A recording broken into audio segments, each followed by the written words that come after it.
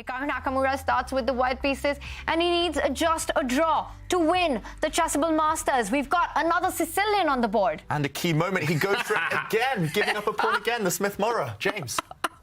Well, hey, look, we're going to put it in the words of Hikaru. He literally don't care. He just don't care. I mean, he needs to play solid. He went for a Smith-Morra here.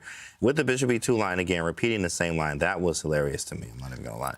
As David just said, that knight on e7, it sits in front of the bishop, the queen, the king. It looks awkward, and wow, Hikaru trying to Hikaru's playing like he's the one who needs to win. Exactly. I was just going to say, who needs to play for a win in this match right now? What is going on? Yeah, h4 is a nice move because the idea here is knight to g6. A lot of times bishop g5 and f6 is theory. Then when you move the bishop, it's knight g6. But h4, he understands the theory, which is very nice. When you understand the theory, or not even just the theory, what your opponent wants to do, then where does the knight want to go? To g6. So you actually do want to, be annoying to it. But I think black can maybe even just play d5. Yeah, I think that would be the principled move. It would follow conventional chess wisdom. White is playing on the flank, so black should strike back in the center. And I'm sure Hikaru studied that before, otherwise you wouldn't play such a move so quickly, h4. But what could be wrong here? Maybe the reason Fabiano is hesitating is we could see a bunch of exchanges in the center, and maybe white has a way to win the pawn back. I don't see it yet, but trades might end in a draw eventually. Really, really creative stuff from Hikaru. Must be engine approved. AlphaZero would love it. But yeah, to us, is it too brave? That's the question. And it's a very fun position as white here. Queen b3. I'm going to play bishop e3 or f4, maybe even bishop g5 to provoke a weakness. And castle queenside, believe it or not, here. And just really playing like I'm the one that needs to win at all costs. Wow, just to show that, James, really creative stuff. I'm not really sure what black wants to do here, but if white does get time, move the bishop, castle queenside, put the white king actually over here on the b1 square where you're super safe. And yeah, big attack for white. I really don't like the positioning, sorry, not that pawn, of this knight. And Fabi, that's why I don't like his last move. Here, if it were black to play, if you just showed me this position for the first time, I might even play d5. But of course he won't do that. He's lost a move. He's lost a tempo with that pawn. Maybe he has to go round this way into the center, as you mentioned. But that's provocative stuff. And wow, we do see this position on the board. James, the prophet, you called it, castle's queenside. Hey, I understand aggressive positions. Shout out to my grandfather, Tal, and Uncle Nesmedinov. Absolutely, of course, that's Rashid Nesmedinov, which was Tal's trainer, of course, if you don't know what that is. There's a great book, The Greatest Attacker in Chess, that talks about Rashid Nesmedinov. And he's doing fine, right? The evaluation bar suggests that black is hanging right in there, but it feels like he's a little bit slow, he's playing a little bit timidly, but maybe that's just the way he needs to play in order to give himself some winning chances. He does not want to trade. He does not want to find his king being checkmated, so he hasn't committed his king to either side, but I do like Hikaru's position for sure. This is all happening. I mean, knight takes c5. If he took it, he played f4. You can even play g4, bro. You can play everything 4 and everything 5. You can just do this blindfolded. I mean, this is a very aggressive and big position for white. There might even be e5, and after d5, sacking possibilities. You may not even be able to do it now, but after e5, then d5, you could play f5. I mean, this is ridiculous. There's so many ideas here right now.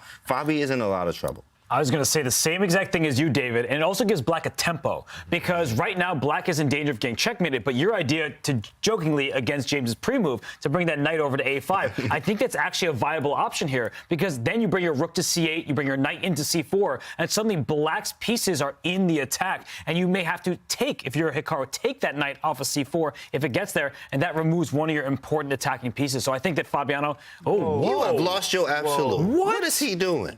Hikaru doesn't need to win this. He just needs to draw, and he's taking pawns in front of his own king. Yeah, he won Armageddon. It's for content. That's for content. He throwing for content. That's what he say. I'm throwing for content, chat. That's throwing for content, 100%. He's just helping black. 100%. This open line helps black get to that white king. Yeah, this is not a human move. You don't take on b7. This makes absolutely no sense. The eval bar hates it. Queen b7, your king is on the b file. How do you pick up the pawn that's playing the defense role for your king? Tanya said it's not human. It's half everything else. Exactly. She was right. He is half human, right? The other half we don't know yet, especially after this move. What the heck is that?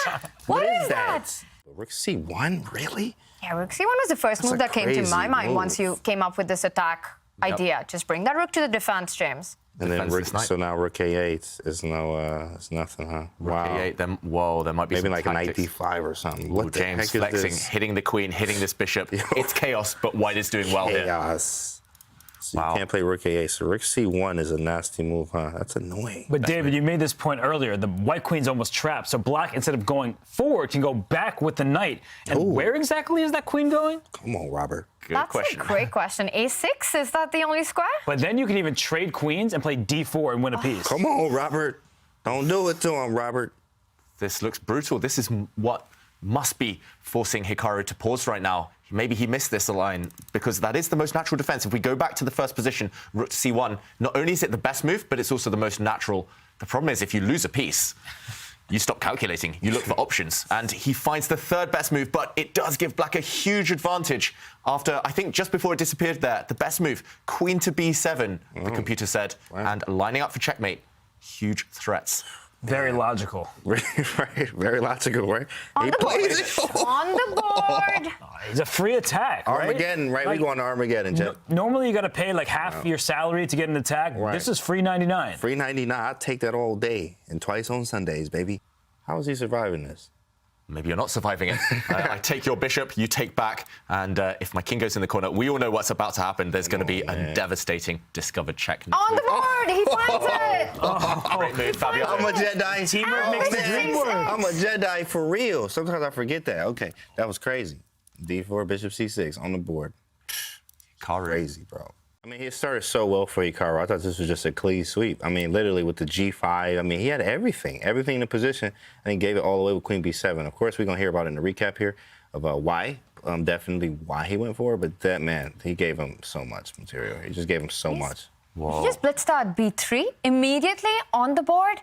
But it looks like there has to be a knockout blow right now. We're all looking. I can see us all. I can feel us all like leaning in, just like Hikaru is.